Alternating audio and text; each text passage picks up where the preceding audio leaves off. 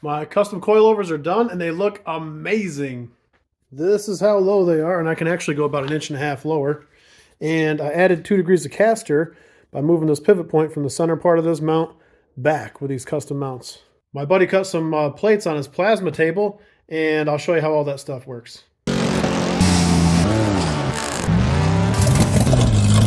kind of nice to pull these struts out and not have to dick with an axle coming through here. All right, I'm starting to work on these coilovers here. Been doing some grinding, getting things to work. I got these OEM Tools spring compressors. It's the only thing that really works good for McPherson struts. I'll post a link to that. But I had to do a bunch of grinding, so here's kind of my DIY setup here. This is a rubber spring isolator that fits right on this 2-inch ID exhaust pipe. Fits on there pretty snug. And this is actually a spring that's going to go in the back. Yeah, I put 10-inch, 200-pound springs in the back. I'm actually going to move those to the front here. This is a 225 8-inch because they ended up being at an angle, so it loses a little bit of spring rate. But after some grinding, I got this thing to fit pretty good. That's an A1 Racing coilover sleeve. I got my Torrington bearing there. That's going to be how it turns when you turn the steering wheel. A little bit of grinding on the stock strut housing here. I got a couple new ones coming in from Rock Auto. The Rock Auto ones were like 15 bucks a rip. It's looking like so, and I'll show you the main reason I'm doing this. I mean, adjustability and more spring rate is definitely nice. I could have just cut a coil out of these and got pretty close to the same spring rate. However, as you can see, these 2.5-inch coilovers take up a hell of a lot less room than these, I think they're like 6-inch ID springs. And that gives me room up here. This is a little plastic piece that I made at work, moving this mount back 1 inch. And that gets me like 2 degrees more caster, which will probably put me right in the sweet spot for where I want to be for a rear-wheel drive. I'm going to have my buddy Alex Smith make these plates. This is the plastic one that I'm mocking up here. Going to have him do a pair of these plates and also a pair of these plates. And this is going to be my strut tower brace. Going to go across here. I can build a DIY one. As long as this kind of stupid idea works, I'm going to have coilovers with basically factory NVH. There shouldn't be any extra harshness. And I can move that back, not have to hack up the strut tower. And I think that's a reasonably decent way to do it. And it's cheap too. All right, so here's mock-up with these plastic pieces in here. I just ordered them for my buddy. He's going to cut them from steel. But that looks pretty damn good. I like that. All right, my DIY coilover plates came in from my buddy Alex. I made my plastic templates at work here as proof of concept. And he cut them out of steel with his plasma.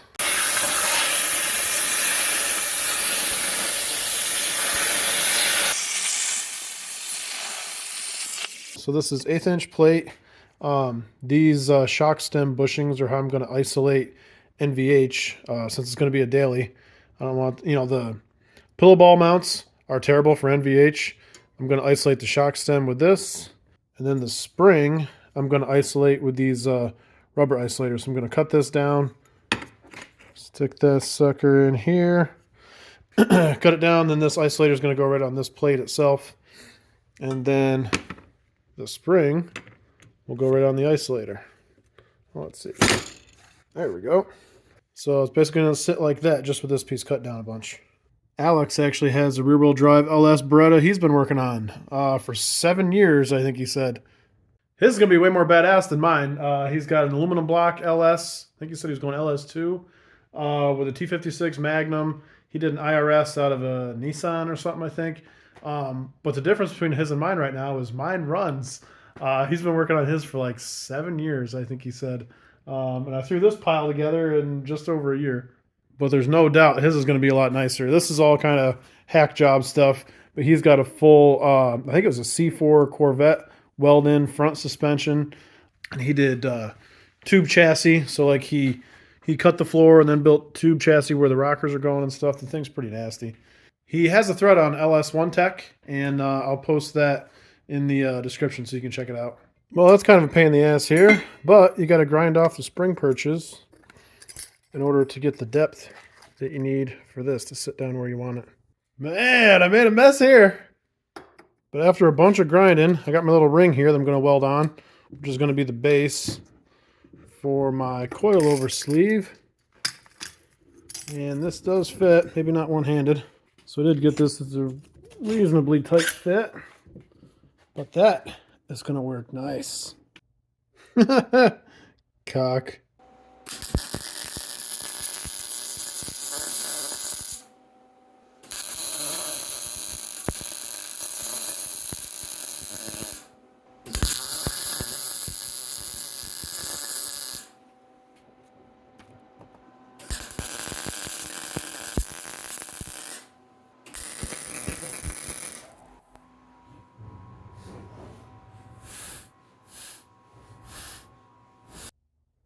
Okay, here's this DIY strut mount. So this is the top side, obviously. This, I really don't think I need. That plastic mock-up is doing just fine because it does have weight right on the strut tower itself. But this way, I'll never have to worry about it ever.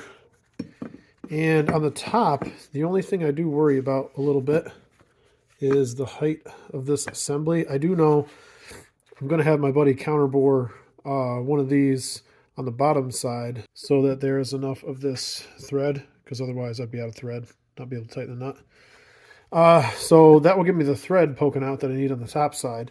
But if you compare this to the factory strut mount, put them at about the same level, it's a fair amount higher. So what I may end up doing is have my buddy cut me a couple more plates and build this distance up here. That's why I made these studs a little bit tall right now.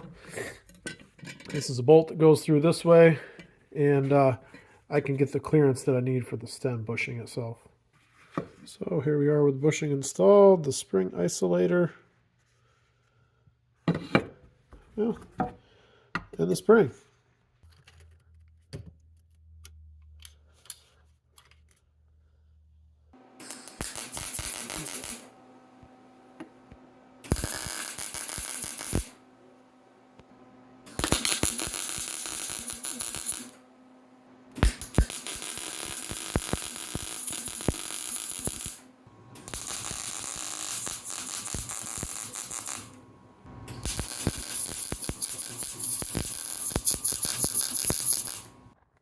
I didn't realize how smoky it was in there cutting that rubber until I actually backed away from the bench. But I got this set up fairly decent, I think. So, originally, I was going to, let's see, from this direction, bore this bushing to the diameter of this shaft here, and have that be kind of my bump stop. What I ended up doing now with this, so this is just sort of the bottom. This sits on that shaft there. And then this side sandwiches that plate. Gives me what I need for isolation on the shaft itself. And then this is the leaf spring bushing that fit perfectly on here. It slides on there really tight. So this will be kind of my bump stop. And that's nice too because it has a little bit more give. And this should work really, really nice. Factory strut mount had a bearing on the top. This whole spring assembly and stuff slid around on. Now, this is going to have this rubber bushing here and the weight. So this is going to be rigid. This is not going to turn at all there. You can see the spring turns with the mount. But that is totally fine because I got the Torrington bearing on the bottom here. So I think that will work mint. Found a use for these junky old strut tower braces. Just going to be a spacer now. TikTok says this works. What could possibly go wrong?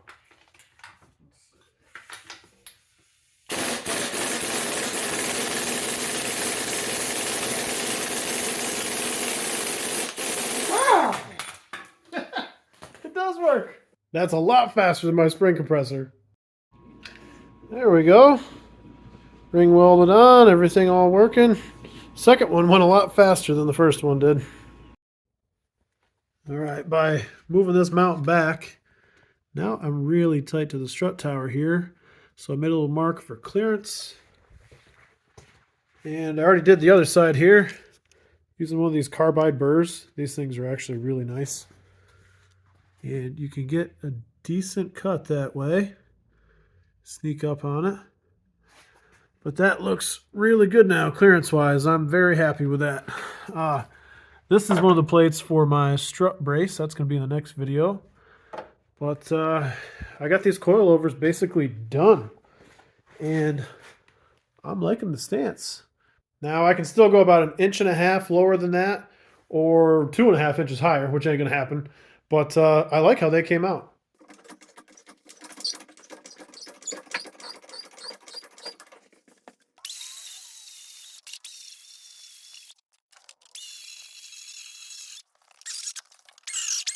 These carbide burrs work really nice, but they leave a glittery mess everywhere. So the second one over there, I changed up a little bit, and I realized I didn't get a video of it. So this is how they end up. I took that plate from the other strut brace that I cut apart. Welded on the top there is a spacer. Then I've got a plastic spacer to put on top of that even too. Another little isolator.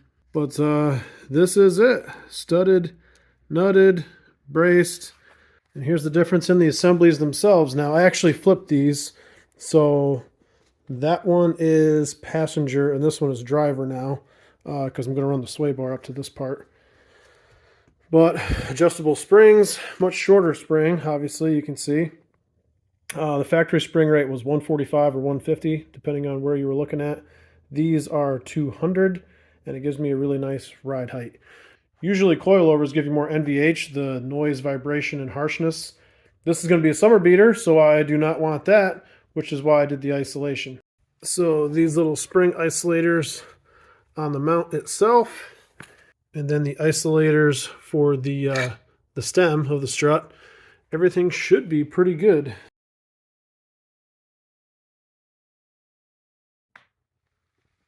Dang, that looks good. I really like that low.